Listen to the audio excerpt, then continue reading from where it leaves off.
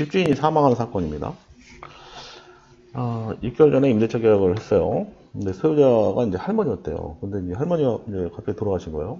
그래서 이제 할머니 집에 같이 살고 있었던 그 2층에, 그러니까 위층에 살고 있었던 것 같아요. 며느리가, 물론 이제 계약은 할머니랑 한 거죠. 임대인이 할머니인 거예요, 지금 상황이. 근데 이제 그 같이 살고 있는, 할머니가 갑자기 이제 사망하셨으니까, 그 같이 위층에 살고 있는 그 며느리가 이제 나타났겠죠. 나타나서 이제 곧 상속분기가 될 거니까 그 며느리하고 월세 계약을 하자라고 해서 월세 계약을 했답니다. 사망 후에 이제 요런 이제 사례가 있는 거예요. 그래서 이제 그 보증금하고 월세를 며느리 계좌로 이제 그때 이제 처리한 걸로 하고 며느리 계좌로 계속 송금했던 거예요. 그래서 그렇게 해서 살고 있는데 갑자기 할머니의 딸이 나타나서 본인 이름으로 되어 있는 그러니까 상속등기죠. 이제 상속등기는 원래 그 6개월 안에 하게 되어 있어요. 사망 후 6개월 안에. 근데 이제 이렇게 된 것 같아요. 그러니까 상속등기의 원인은 어쨌든 사망이잖아요. 그래서 사망한 날로부터 6개월 안에 상속등기를 하라 이렇게 되어 있죠. 그러니까 그 주택에 대해서 상속등기를 한 거예요, 딸이.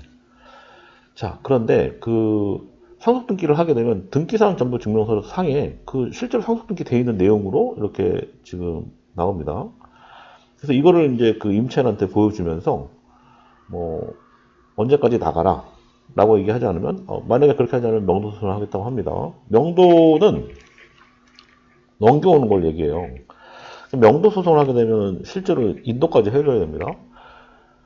자, 이 상태에서 저는 누구한테 보증금을 달라고 해야 될까요? 그리고 계약서 상에 기간이 명시되어 있는데 집을 비워줘야 되나요? 이런 내용이에요, 지금 상황이.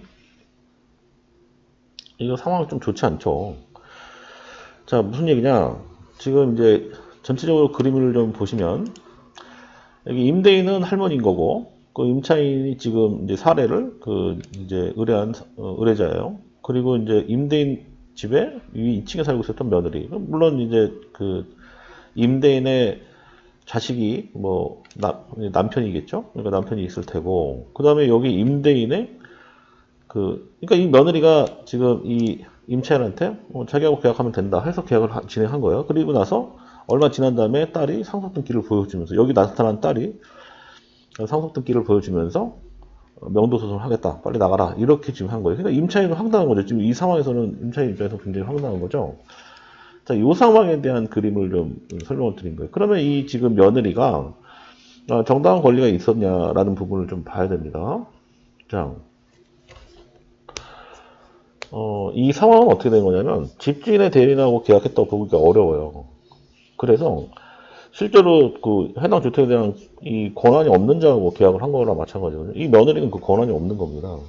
상속등기라는 거는 이 임대인인 이 할머니의 자식을 의미해요. 이 며느리가 자식은 아니잖아요. 그래서 법상 그렇다는 얘기입니다. 예, 그래서 그 실제로 여기 임대인의 자식인 뭐 아들과 이제 딸이 있을 거예요. 며느리가 있다는 얘기는 아들이 있다는 거니까. 아들이 있고 딸이 있는데 이 딸이 그 상속등기를 했다. 이것은 무슨 얘기냐? 이 집주인의 가족관계 증명서 상에 나타나 있는 모두의 동의를 받은 이임장이 있을 겁니다. 이임장하고 인감증명을 가지고 이 사람이 상속등기를 했다는 뜻이에요, 이거는. 그래서 지금 임차인은 실제로 그 전입신고를 해서 살고 있다 하더라도 대항력이 없는 겁니다. 대항력에 대한 얘기도 지난번에 했었잖아요. 대항력이라는 거는 뭐 확정일자, 전입신고, 그 다음에 인도에서 실제 들어와서 살고 있어요. 이 세 가지가 돼야 되는데 이거는 돼 있잖아요. 근데 어떻게 보면 실제로 세 가지가 돼 있다고 볼 수 있지만 실질적으로 그렇게 볼 수가 없는 거예요. 권한이 없는 자하고 계약을 했기 때문에 그렇습니다. 자, 이거를 대법원 판례가 있어요. 그러니까 이 사례에 대한 대법원 판례가 아니라 대법원 판례가 있습니다. 여기서부터 보시면 여기 이제 94다 뭐 34425 이 판결인데 이게 예전에 굉장히 오래된 판결이죠. 이게 이제 대리권이 있냐에 대한 그 내용을 보통 설명을 하는 내용인데 대충 설명을 드리면 이런 겁니다. 집주인의 배우자하고 전세 계약을 했답니다. 그러면 집주인의 배우자, 그러니까 명의는 와이프, 그러니까 배우자, 그러니까 부인 명의로 돼 있는데 그 남편이 와서 전세 계약을 진행한 거예요.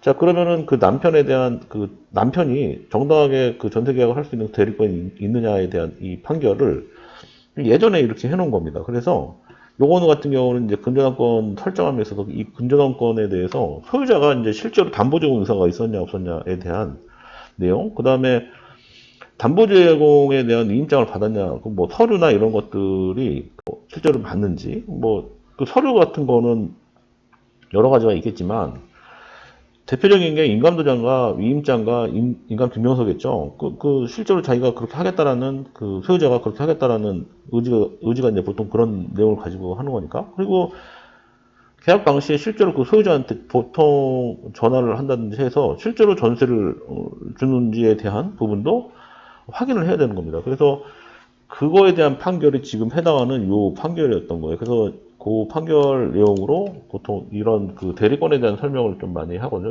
위임해서 이제 하는 것들을 이제 보통 설명을 좀 많이 합니다. 자, 그래서 자, 지금 해당 사례는 이 임차인 같은 경우는 실제로 지금 이 임차인은 그 현재 상속인들한테 명도 요구에 대해서 대항할 수가 없어요. 명도를 넘겨달라고 하는 거에 그 대항할 수 없다. 이게 참 되게 애매하죠. 이거 계약서를 쓰지 말았어야 되는 거예요. 그러니까 그 며느리하고. 자, 보증금도 그 상속인한테 청구가 안 됩니다. 왜냐면 그 상속인들한테 보증금을 보내는 게 아니기 때문에 그런 겁니다. 그래서 통상 이제 상속은 사망자의 가족이잖아요. 그래서 이제 집주인의 아까 설명드렸던 집주인의 가족관계에서 증명서 상에 나타나는 가족 모두의 동의를 받은 위임장하고 인감증명서가 필요한 거예요. 그래서 그걸 보고 그 전체적으로 이 사람한테 그러니까 여기 같은 이 그림상에 봤을 때는 지금 딸이잖아요, 딸. 지금 이 딸한테 그 모두 위임을 해서 이 딸한테 이 집의 소유권을 넘겼다라는 그 내용을 확인한 다음에 계약을 하는 게 맞겠죠. 자, 그러면 이 상담 사례 같은 경우는 그 지금 제가 아까 말씀드렸듯이 대항력이 없다고 했잖아요. 대항력이 없으니까 집을 비워줘야 되는 게 맞습니다. 그러면 이 사람은 어떻게 해야 될까요? 뭐 방법이 없어요. 이거는 진짜 방법이 없어요. 근데 그 며느리랑 계약을 했다고 했지 않습니까? 그러니까 이제 명도 요거에 대해서는 어쨌든 답은 없지만 그 며느리한테 이 지금 계약관계 이 잘못된 이 계약관계에 대해서 손해배상 청구를 한다든지 아니면은 손해배상 청구를 해가지고 그 자기 보증금을 받는 그 형태를 갖추지 않으면 답이 없을 것 같아요. 저희가 그 항상 그런 거예요. 뭐냐면 현직에서 제일 많이 듣는 얘기는 그 이런 겁니다. 부동산 계약 관계라는 거는 그 부동산의 그 공인중개사들만큼 계약 관계에 대해서 공부를 하는 사람들이 없잖아요. 보통 일반인들보다는 공부를 많이 해야 되는 거니까. 근데 이제 지금 같은 사례 같은 경우는 뭐 본인이 살고 있었으니까 그 뭐 할머니가 집주인이 사망했다 해서 그러면 그 당시 같이 계약하러 나왔던 며느리랑 며느리가 있으니까 그럼 이분하고 계약하면 되겠구나 라고 판단하시면 안 된다는 거죠. 그건 이제 본인 생각인 거지 법은 또 다르게 보거든요. 그래서 실제로 그 권리관계 부분이 명확하게 되어 있는 제일 이제 중요한 게 권리관계입니다. 이 계약관계라는 거의 핵심은 그 소유자와 권리관계거든요.